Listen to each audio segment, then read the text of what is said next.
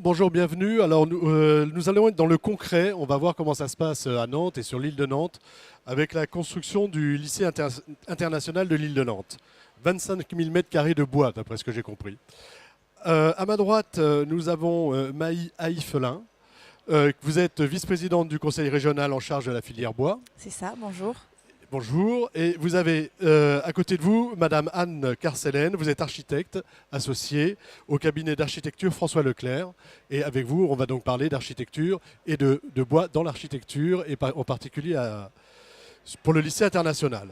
Alors, tout d'abord, pourquoi le bois au Pourquoi conseil le bois pour régional? Pourquoi le bois au conseil régional? Alors le bois pour nous, pour plusieurs raisons. Déjà parce que c'est une filière qui est très présente en Pays de la Loire. Donc c'est la troisième filière industrielle en Pays de la Loire. Au point de vue français, c'est la deuxième région donc au point de vue de la filière bois. Donc déjà une volonté d'aider à la dynamique de cette filière. Et puis aussi parce que à un moment, avec le Grenelle, il y a eu cette obligation de mettre du bois dans les bâtiments. Alors même si maintenant, Maintenant c'est voilà, terminé. maintenant c'est terminé, mais je le pense pli que est ça a pris. quand même été, voilà, ça a été un déclencheur. Il y a une volonté de l'ensemble des acteurs d'utiliser du bois, aussi bien pour des questions environnementales, mais aussi des questions de confort, des questions esthétiques. On voit que maintenant on peut faire des choses très belles et très modernes en bois. Donc voilà, le conseil régional avait vraiment l'envie et l'intention de mettre du bois. Donc voilà, vous soutenez la filière bois, et à chaque fois, alors quand on construit un bâtiment dans cette région, est-ce qu'on dit, voilà, j'ai besoin de 10, 15, 20, 30% de bois? Comment, est-ce que vous imposez quelque chose? Comment ça se passe? Alors là, ce qui était imposé dans le cahier des charges par rapport donc aux 25 000, un peu plus de 25 000 mètres carrés, c'était que par mètre carré de surface shone, il y ait au minimum 40 décimètres cubes de bois. Donc, ce qui d'ailleurs a été largement dépassé, puisqu'on arrive à quasiment 60. Donc voilà, ça c'était une demande avec, on sait que dans les marchés publics on ne peut pas faire exactement ce qu'on veut, mais avec des préconisations pour utiliser, nous avions mis des essences où il était possible que ce soit des essences Que ce locales. soit des essences locales. Alors, effectivement, on n'a pas le droit d'imposer un bois. Comment on fait? Ça veut dire qu'on soutient la filière, on forme les entreprises pour qu'ils puissent répondre sur ces techniques-là? Voilà, alors on ne peut pas directement imposer que les entreprises soient du territoire. Donc nous, notre façon d'aider la filière, vous l'avez dit au début, à la région Pays de la Loire, nous soutenons très fortement la filière, et en particulier par des actions collectives. Notre objectif étant de se dire, si nos entreprises sont compétitives pour l'ensemble des marchés, elles seront aussi compétitives dans le cadre Il n'y de a pas nos de marchés raison d'offres. qu'elles ne répondent pas lorsqu'on a un Exactement. lycée qui se construit en bois, un lycée de très grande ampleur. Alors, justement, vous arrivez sur un bâtiment vertueux, entre guillemets, et qu'est-ce que vous proposez en fait? Et je crois que ce n'est pas la vertu que vous proposez en premier. Oui, la vertu, c'est pas le moteur, hein, d'un projet. C'est une conséquence éventuelle. C'est l'histoire, c'est le résultat d'une cohérence. Mais quand on a vu ce lycée, d'abord, on a été sélectionné parce qu'on avait quelques belles références en bois, mais pas uniquement la croûte d'une peau en bois, mais vraiment une démarche de construction en bois. Voilà, c'est-à-dire qu'on ne fait pas que l'enveloppe, on ne fait pas que ce qui se voit en bois, on fait également la structure. Alors la structure, oui, en effet, mais ce qui est intéressant dans le bois, c'est qu'il a plusieurs atouts, pas uniquement répondre à un Grenelle de l'environnement. Et nous, on n'a pas une démarche spécialement de construire en bois pour se faire plaisir. Le bois s'impose à nous parce qu'il a des vraies qualités. Entre autres, pour un lycée, on a une occupation assez temporaire, donc une inertie moyenne est intéressante. Parfois, la légèreté, la structure bois est beaucoup plus légère, est intéressante aussi. Parce que sur l'île de Nantes, entre autres, on avait des fondations très profondes et donc très coûteuses. Et plus un bâtiment est lourd, et plus les fondations sont coûteuses. Et enfin, une qualité qui est indéniable, c'est sa mise en œuvre rapide. Pour des raisons X, le chantier ne peut durer que 19 mois, ce qui est très très court pour 27 000 m² de chêne. Un bâtiment qui fait 260 mètres de long. Le temps de séchage du béton est rien que déjà, cette Voilà, condition est rédhibitoire. Donc, on a dû inventer avec une entreprise comme Caillot qui a été choisie, des systèmes pour pouvoir, entre guillemets, industrialiser sur site la pose. D'accord. Alors, avant de parler de système, j'aimerais qu'on parle un petit peu d'architecture. Oui. Parce que si le bois s'impose à vous, en termes de conception architecturale, comment il s'impose? Alors, il s'impose là pour des raisons techniques, de légèreté, mais au plan de la conception archi, comment ça se passe? Alors, du point de vue de la conception architecturale, c'est simple. Le bois, ça permet de faire des grandes portées. Vous verrez les images, il y a le gymnase qui est assez exemplaire avec ses 24 mètres de portée en latéral. Et c'est ça qui est intéressant, c'est qu'on peut, on peut travailler ça avec l'acier, mais le bois a cette notion de chaleur et de lumière. Et pour tout vous dire, au moment de la conception, je ne devrais pas le dire, mais au moment de la conception... Mais dites-le, c'est bien. Moi, j'ai un souvenir d'étudiante en architecture où j'avais eu la chance de visiter la structure de la cathédrale de Strasbourg, la charpente. Et tout architecte rêverait de redessiner une charpente bois aussi belle. Et cette notion de rue intérieure où on a une charpente bois comme une dentelle et qu'on a transformer la toiture en verrière pour inonder de lumière, eh bien, ça correspond à ce fantasme d'étudiant de pouvoir réaliser une très très belle charpente en bois qui bouge aussi avec les stores, qui reconfigure le volume. Et donc tout ça accroche la lumière, donne du confort, donne une lumière extrêmement chaleureuse, puisqu'on aurait pu exactement la faire en acier. Mais le bois apporte cette chaleur. Donc une notion unique. de chaleur, ça c'est important Oui. pour les usagers, pour les gens qui seront à l'intérieur du bâtiment. Tout à fait. Une lumière qu'on peut voir maintenant, parce que le chantier est bien avancé, une lumière exceptionnelle qui permet d'éclairer les salles d'enseignement, y compris à l'intérieur de cette rue. D'accord. Et cette rue intérieure, elle est en bois? Alors exactement, on a une structure bois. Et on a ensuite des façades bois et ensuite on a une charpente comme une nef à l'intérieur, et cette charpente est recouverte de verrière en partie qui permet justement d'éclairer à la fois la charpente mais d'éclairer surtout la rue intérieure et les salles de classe. Voilà, parce qu'on est sur un bâtiment vertueux, on parlait de vertu tout à l'heure, c'est-à-dire on est sur un bâtiment qui est BEPOS. On est sur un bâtiment qui est BEPOS, qui doit le moins de déperdition possible. Mais un bâtiment BEPOS, alors je souris parce que la vertu n'a d'intérêt que si elle transforme les choses en confort. Donc oui, ce bâtiment est vertueux, il est compact. L'idée c'est de dépenser le moins d'énergie possible pour ensuite compenser par les éléments photovoltaïques qui sont en toiture. Mais c'est avant tout offrir une belle lumière, offrir des espaces confortables comme cette rue intérieure qui est non chauffée, mais qui est largement ventilée en été, et puis en hiver qui n'est pas chauffée, mais qui est quand même un espace tampon par rapport à l'extérieur.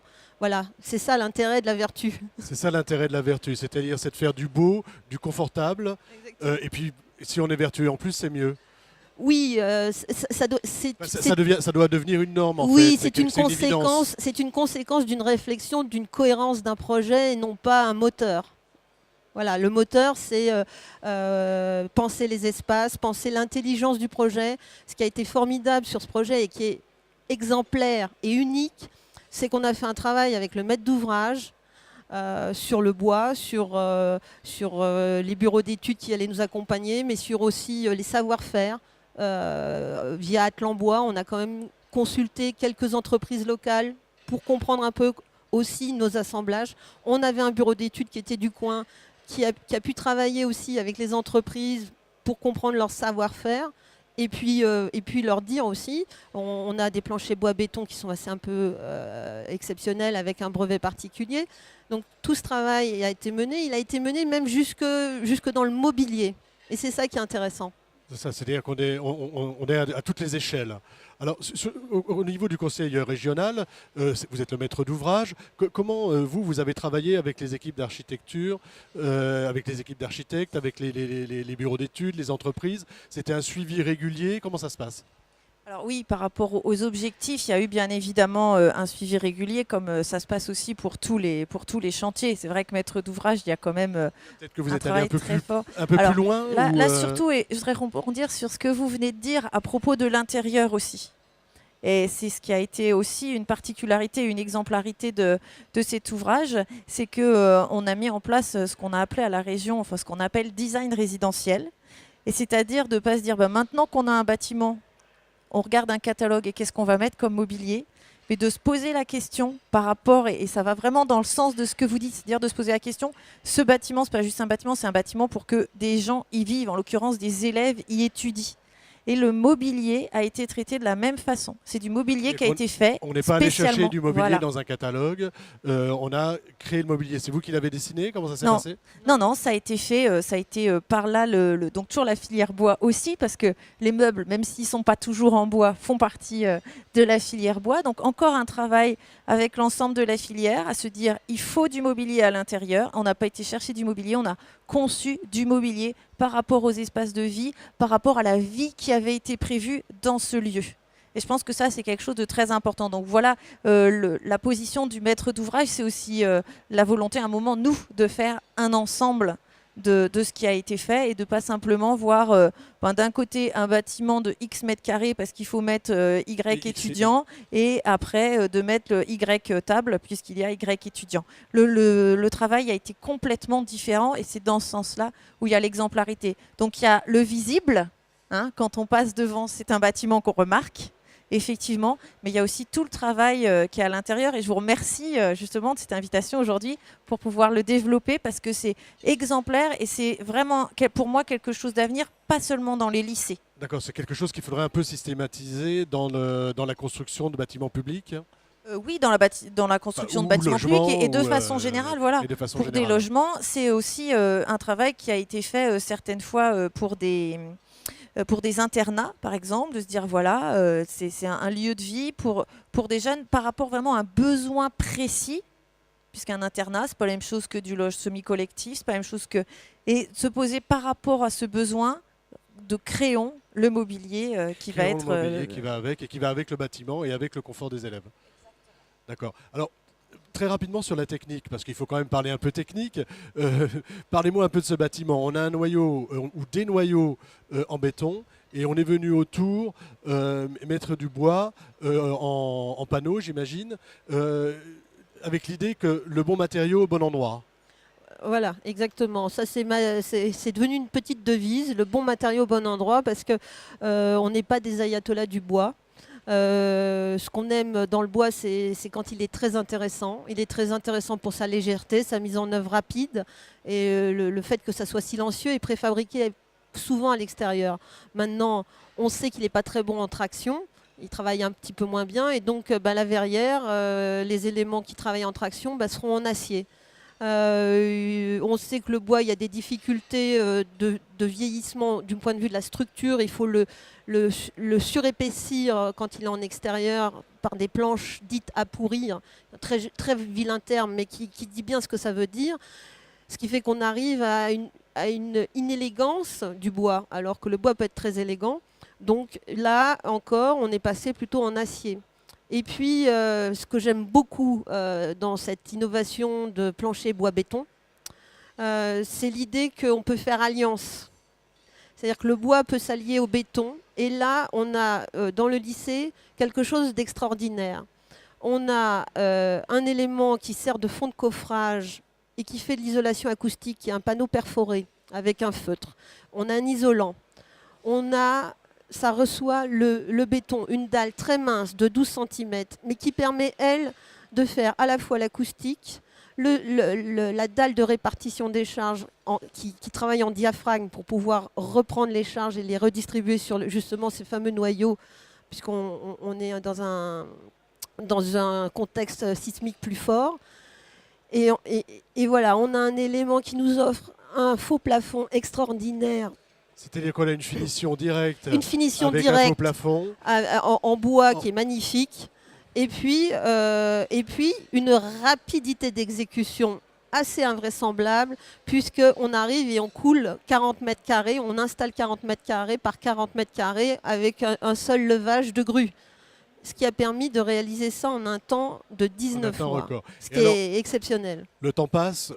Pour terminer, vous avez mis en place des procédures spéciales avec l'entreprise Caillot qui a préfabriqué sur place, c'est ça ce que vous disiez tout à l'heure? Voilà, en fait, pour l'histoire d'avancement, ce qui a été possible, c'est que par exemple, les éléments de façade arrivaient directement préfabriqués. Donc, on n'a plus qu'à les visser et les poser, que ce soit les façades extérieures ou les façades qui donnent sur la rue intérieure.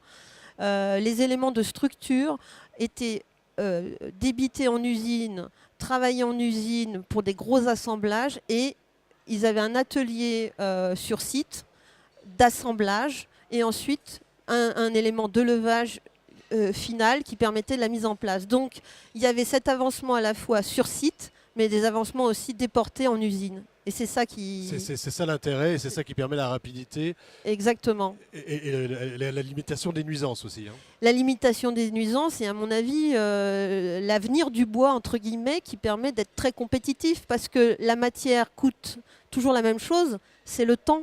C'est le temps qui compte.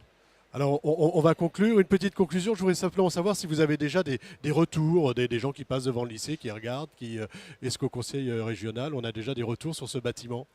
Vous en avez peut-être déjà sur le premier bâtiment qui a été construit en bois, enfin le premier lycée qui était le lycée Éric Tabarly. Voilà, il y a déjà eu le lycée Éric Tabarly où là sur le bois local on avait eu plus de difficultés, donc c'est montré qu'on arrive à bien progresser. Je pense que c'est important, la volonté elle est toujours là d'utiliser du bois. Bien évidemment ça fait partie des bâtiments dont on parle beaucoup dans la filière. Je pense aussi au bâtiment B à Nantes ou un autre bâtiment. On a énormément parlé. Ah oui, donc vous avez énormément parlé. Un bâtiment magnifique. Et puis qui est dans la même idée et qui est vraiment l'intérêt et j'ai envie de dire l'avenir de la filière bois, d'utiliser chaque essence et chaque matériau au bon endroit. Et ça, c'est vraiment, et là, je pense que ça a été poussé vraiment à son maximum, et c'est là où c'est intéressant. Il ne s'agit pas de mettre du bois partout, quitte même à avoir quelques difficultés, in fine, soit d'inélégance, soit de résistance. Il faut vraiment se poser la question, et c'est là, c'est tout un travail, et c'est aussi toute une mutation. Mais après, c'est des bâtiments dont on parle, bien évidemment qu'on nous en parle. C'est des bâtiments qui sont très visibles. On espère qu'il y en aura beaucoup, qu'on passera de l'exceptionnel dont c'est aujourd'hui au quotidien, avec toujours cette idée que moi j'ai beaucoup portée dans la filière bois, de dire je pense qu'il faut mieux 10 ou 20% de bois dans tous les bâtiments qu'on fabrique que d'espérer faire 3 ou 4% des bâtiments que en bois. Que en bois, c'est ça. Voilà. C'est aller plus loin et le généraliser au bâtiment dans son ensemble. Une petite conclusion sur ce bâtiment. Alors, quand est-ce qu'il sera livré? On en est où le 2 septembre 2014, les élèves rentrent dedans. Et on ne peut pas échapper à ça. Donc, on fera donc, tout. Sur votre retour d'expérience sur ce bâtiment, justement. Alors, on a quelques visites de chantier. Ce qui est formidable, c'est qu'on avait souhaité un bâtiment non pas austère, mais un bâtiment qui ne se remarque pas tant que ça, qui s'insère dans le tissu urbain, côté rue Gaëtan-Rondeau. On le perçoit parfois derrière d'autres bâtiments. Et ce qu'on voulait, c'était ce contraste entre un extérieur qui se veut résister aux intempéries, d'où ce bois imprégné de noir. J'en ai pas parlé, mais ce bois imprégné de noir, un peu comme on imprégnait les maisons de pêcheurs. Pour les protéger. Pour les protéger, on a été rechercher ces histoires de salorge aussi, etc. Donc ce bois protégé à l'extérieur et ce bois extrêmement chaud qui est le chêne et le pin à l'intérieur. Et ce contraste, je l'ai observé, il est fantastique parce que cette lumière, ce contraste entre l'extérieur et l'intérieur avec cette lumière, eh bien, j'espère que les élèves s'en souviendront. Et il me semble que les quelques fois où j'ai fait visiter le projet, le chantier, ça marche. Les gens sont impressionnés par cette lumière. Merci beaucoup de nous construire des beaux bâtiments. Et puis à bientôt. Merci d'être venu jusqu'à nous. Merci.